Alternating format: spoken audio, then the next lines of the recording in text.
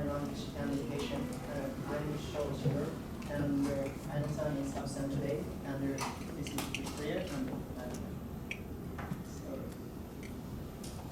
Here is a quick brief introduction. English is now a compulsory subject at primary school in Japan, which means school kids have to learn English after primary school.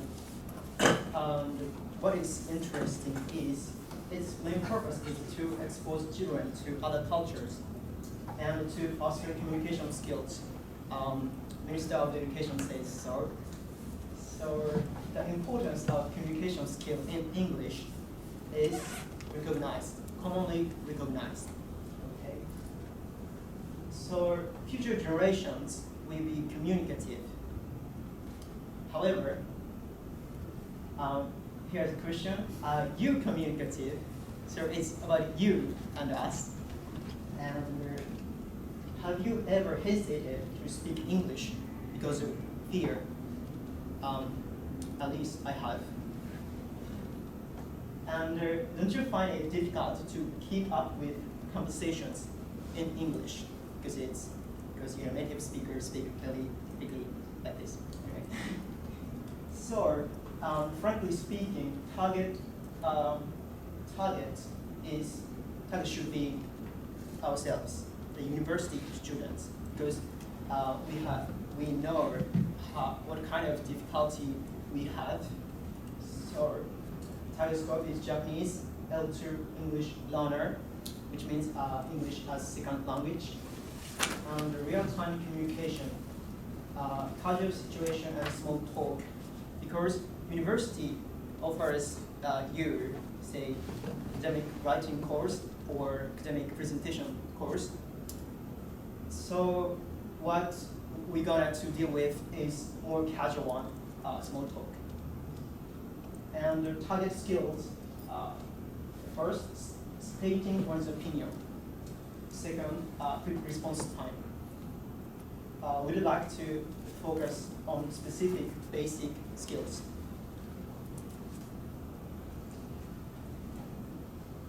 Okay, so at first, in order to develop the ideas and to clarify the problems, we did some steps. So we shared all our experiences because we come from different backgrounds, and we did some similar presentations on several topics related to second language education, like psychology, education, technologies. We had a very interesting talk that clarified some problems of the English education in Japan with Mr. Rasitur.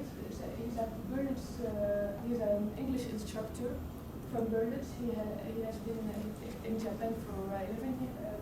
He has been teaching English for 11 years. And he answered a lot of questions, and he showed us some problems that the Japanese are facing concerning English. And we did do some brainstorming to put together all those ideas and everything we So after all these steps, there are some problems that we diagnosed. First of all, in the English education in Japan, there's a main focus on grammar, more than speaking and listening. So people are very good in grammar, but they lack maybe of speaking skills. There is too a lack of practice and experience. So there is a lack of exposure. People are not used to talk in English, so because of course we limit the English communication. There is a fear of making mistakes, kind of shyness, and caring about what other things. So maybe this is a very important problem. And usually people tend to think in Japanese before thinking in English. So they will construct their ideas in Japanese, put the sentence in Japanese, and then try to translate it in English. This will cause a very long response time, and it's not maybe the most efficient way to communicate. Another some points that we talked about too. It's the adult learners and their demands. So as we are addressing our problem to adult learners, we focused on, we talked about some, the adult language learners are goal-oriented and direct their learning to fulfill particular needs or demands. So in the education of a second language, the goal should be clear. So what do we want to learn exactly? The student should see that what he or she is learning will be useful later on in a certain context. So see it on a practical level. There is another problem, and when you teach adults, they tend to think that adult learners cannot gain full mastery of a second language, and will never have a good pronunciation, like a native speaker pronunciation.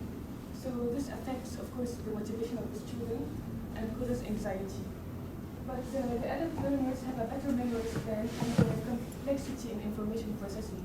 So in the education method, we should focus on motivating the adult learner and showing the positive side.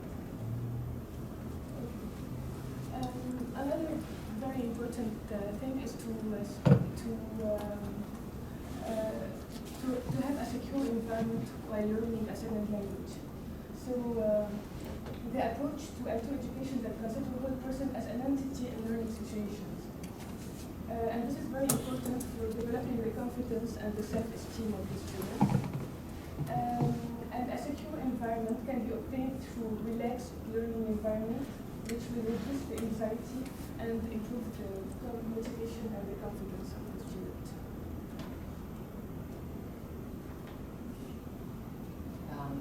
I'm going to talk about multimodal accounts. Multimodal account is people activate perceptual symbol during language comprehension. For example, reading a sentence, egg in refrigerator. You activate imagery of an egg in refrigerator, so this one. In contrast, reading a sentence, an egg in skillet, meaning skillet is a pan. So you activate imagery of this one. So different imagery is activated according to a context. So cognition activates perceptual symbols, and more importantly, perceptual symbols supports cognition. So here is an example.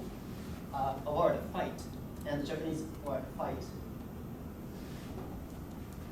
So in Japanese, we use fight kind of expression, which means say go to someone or hang in there, good luck.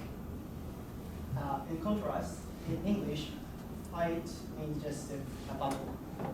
I did Google it, and I got these brilliant pictures. So such a difference may cause confusion and or misunderstandings.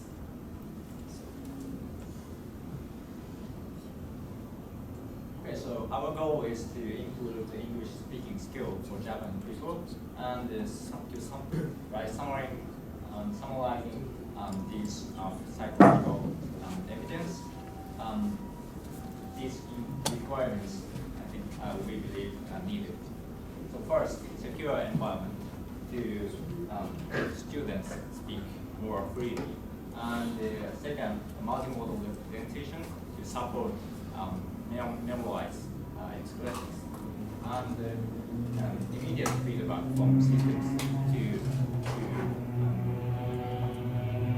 let system and humans more communicate and more interactively. And finally, adaptive learning, because adult people have various goals and motivations to learn English. So these are requirements of our project. So I introduce tools that can be used for our problems. First, please watch this here.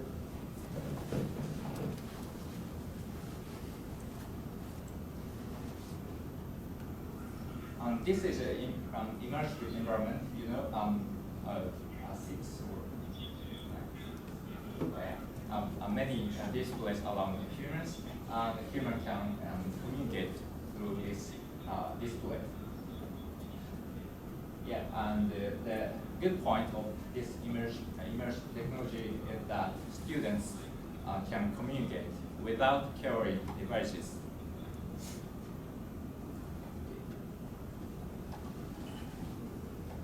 So we are planning to use this environment to solve our problems of learning English.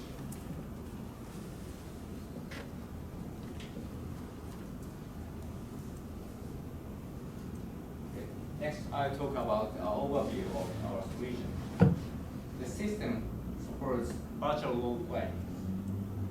So like students can try various situations, try to communication in various situations, like asking a way in street or ordering food in restaurant.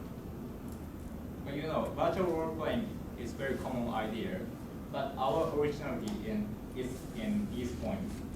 First, secure environment to keep comfortable environment where we speak English easily. And second, multimodal representation. So like this picture, students communicate through avatars, which means students cannot see the other student's face. And the system is virtual avatar. So it's a expression with action. So student can action of systems. Of course, some students have difficulties in expressions, their own expressing and in their own ideas. So we can think about a more easier one. So this is a picture of learning in very basic level. So system display a script, and the student can read it and just think. So first, the system tell narration part, and then students say some script, and the system is waiting students. And then after students say their part, system continue the narration part. So,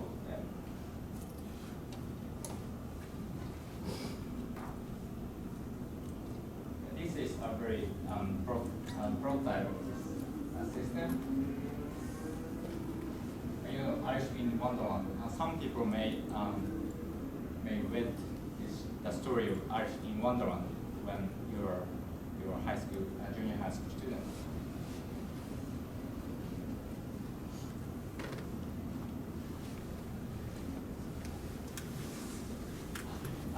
The system say narration part, and then student speak something like that, and then system recognizing the script student said, and then the system continue the story.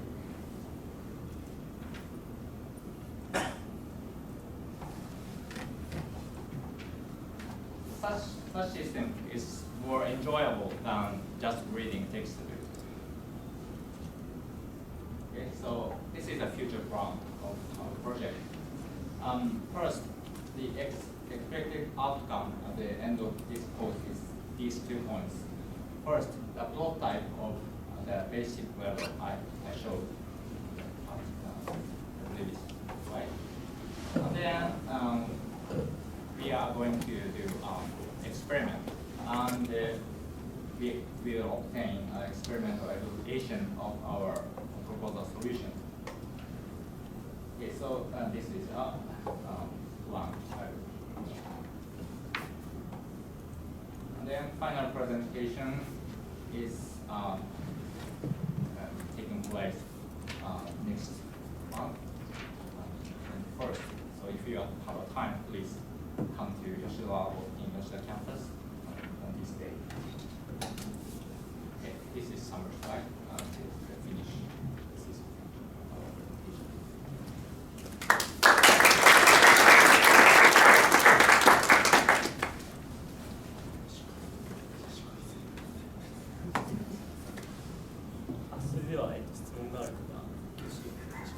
これは英語でしたわけですか？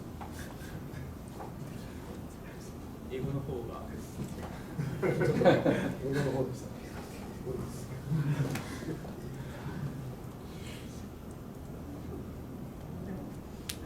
日本語でもいいです。そうです。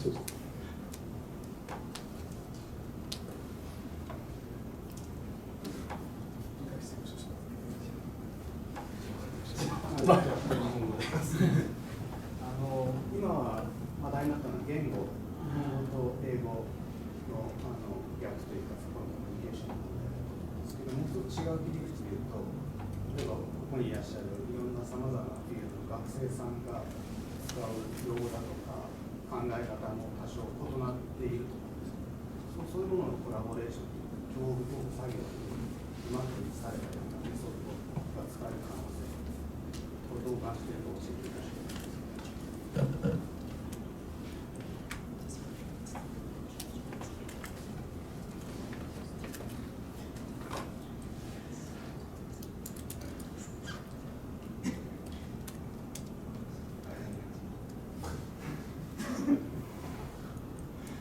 日本語で答えますけど、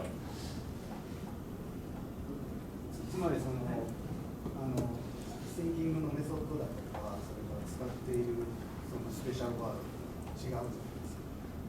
フィールドとかで、そこの共通理解で何か共通の場を作りとかみたいな話が、もし何か3人の間に議論されて何か見えてるんだったら教えてほしい。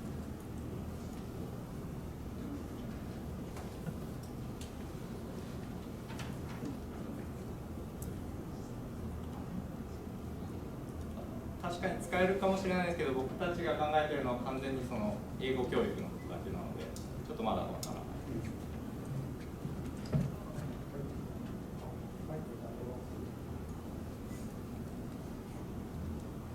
質問があるかな。ですか。すみません。これ日本語でいいですか。さっきの質問とかぶるんですけど、なんかその英語教育、特になんか日本で勝負だと思うんですけど、英語の使い方、その英語タームとしてのその使い方、ファイトのけれども、なんかその誤解、ミスアンダースタンディングがある。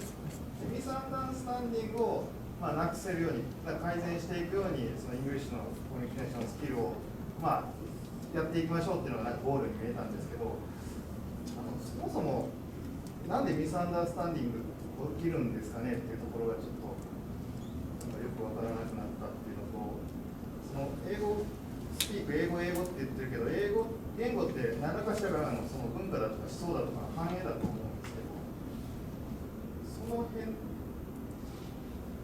ていうものはどうしていったらいいんでしょうかっていう、ちょっとすみません、まとまってない質問なんですけど。やっぱ議論で、僕たちの議論で話したこととしては、おそらく一つの単語の意味っていうのが文化によって違うかもしれない、その英語によっても違うかもしれないで、それはもちろんあって、それを多分状況によってスイッチさせることが大事だったっていうのがあって、英語の文脈でのファイトはこういう意味だとか、日本語の文脈でのファイトっていうのはこういう意味だとか、そういうふうにスイッチしていくことによって、おそらくミスアンダースタンディングもなくなるんじゃないかなという考えがあります。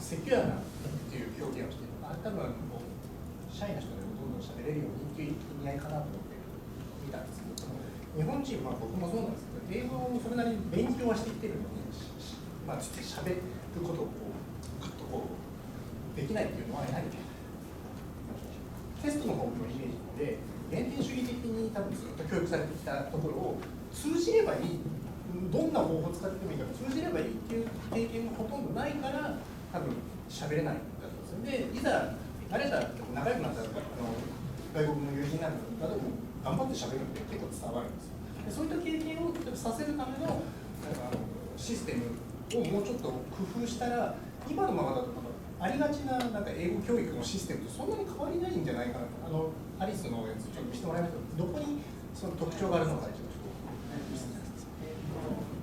今回発表できなかったんですけども、一案としてはアバターを使う部分を考えていて、その本人じゃなくてアバターを通じて距離を置いて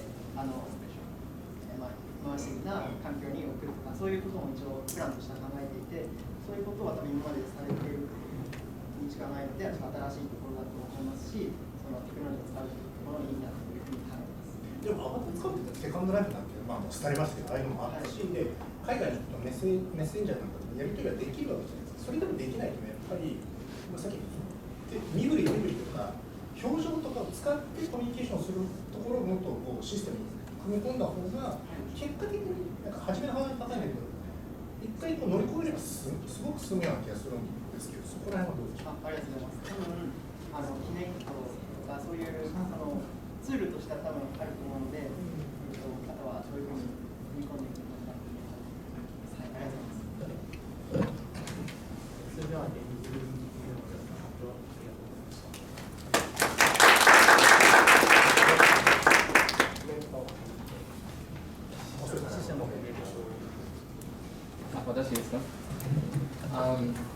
I'm Nitschke from Graduate School of Informatics, and I'm the instructor together with Murakami sensei. And I think we all agree that English and especially English communication are quite important topic to be solved. Also, the English communication problem is actually not only an English language problem, but it's also a communication and the intercultural problem. So it draws from many different fields. So I think it's very suitable to be solved in such an interdisciplinary design approach. And also our course is quite special because it's the only course that's taught in English and has students with a multicultural, intercultural and multilingual backgrounds. So I think it's quite special. They also bring in a different mix, a well-balanced mix of different fields that are very well suited, I think, to solve this problem and analyze this problem from different aspects. And I'm quite convinced actually that we can get a novel and unique solution for this problem. And if you are interested, of course, please come to our final presentation, which will be in Yoshida campus at the 21st of July. Thank you very much for attending.